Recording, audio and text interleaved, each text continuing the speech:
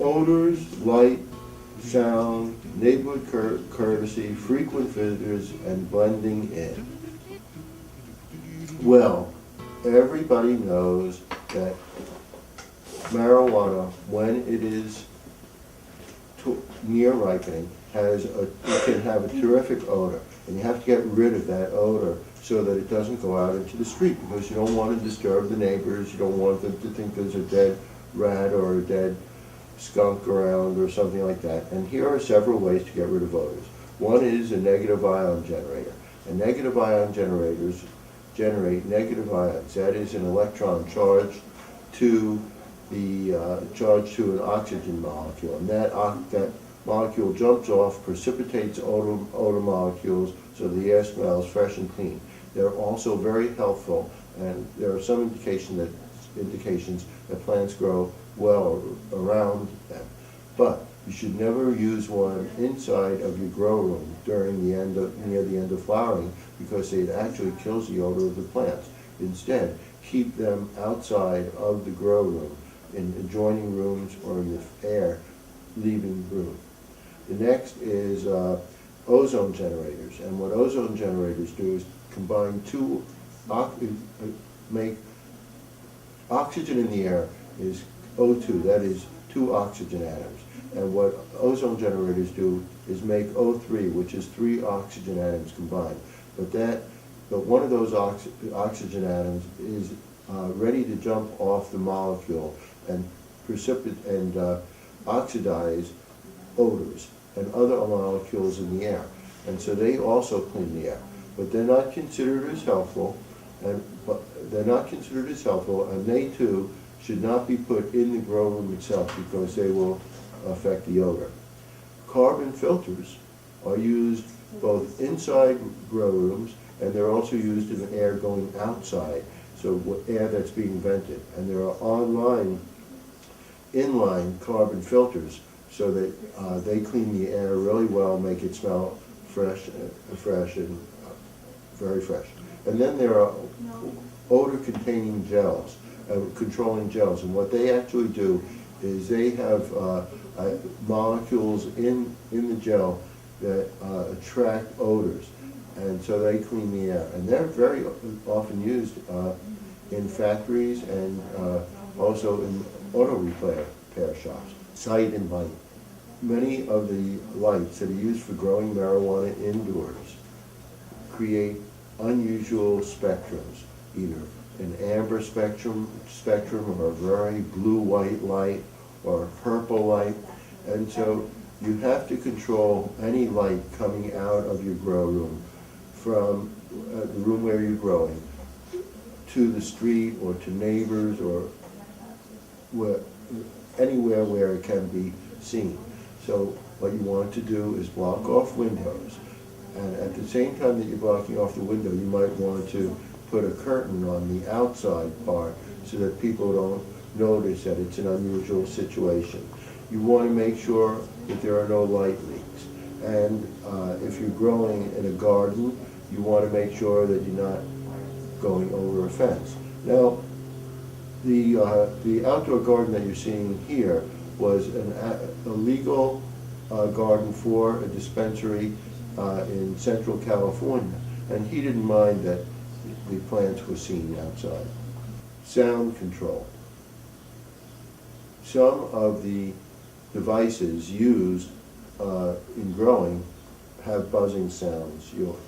Sometimes there'll be air pumps, water pumps, some of the ballasts or transformers that are used have a sound, and so that you want to minimize the sound that's going outside. And there are a number of ways of doing it, but the most important one, hi Blackie, come on over here. Don't go on the desk. But the most important one is to create is to muffle the sound and make sure, even if the sound is created, that it doesn't hit the outside. Neighborhood courtesy.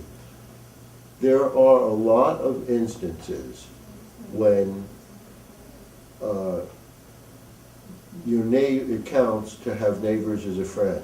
They might tell you that there were people snooping around, or the police were asking questions. Or, on the other hand, if they don't like you, they might report you to the police if they see something that they don't really care about, but they just want to get you. So it's always good to be very courteous to your neighbors, to help them, to be helpful, to be known as a good person, and not to get into fights with them, to give them the parking space, to help them with their groceries if they're having a problem, to be concerned about them. Frequent visitors. You know, your neighbors are trying to live a peaceful, quiet life probably. And let's say they aren't. Still, then they might be jealous that you have more friends than them. So you want to try to limit the number of visitors that you have. I don't mean that you shouldn't have friends over, but it gets suspicious when your friend only comes to visit for 5 minutes. Blending in. Well, if I went to visit a grow, and it was in a suburban area, and it was on a cul-de-sac. And I didn't even have to look at the exact address to figure out exactly where the grow was, because 4 of the neighbors had beautiful green lawns, and one neighbor's lawn had brown spots, hadn't been watered, and hadn't been mowed. And I knew that that was the house where the grow was. And I think there was a Sesame Street show that said, one of these is different and the rest are the same. Well, you want to try and blend in, because neighbors like having their neighbor. If all the neighbors have green lawns, they expect you to have a green lawn too, because they're trying to create an atmosphere and you're bringing it down. So you want to blend in. If everybody's wearing suits, you should be wearing suits. If everybody's wearing jeans, you should be wearing jeans. And if everybody's in party gear and you're in a suit, you will stand out. Grow safely and responsibly.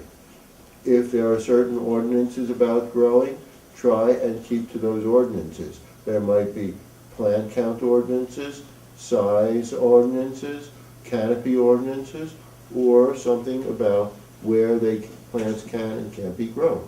You want to try and stay legal in that regard. Use a licensed electrician to grow. Use a licensed electrician to set up any electrical system in your place. Don't trust somebody who says, oh, I can do it. You really want to have top notch. You don't want to have a fire there. And if some accident does occur, you don't want the authorities to come and say, this place was unsafe, that it was electrical, that the accident was caused by you. You just don't want accidents, and you want to prevent them. Having the best electrical service is a wise move.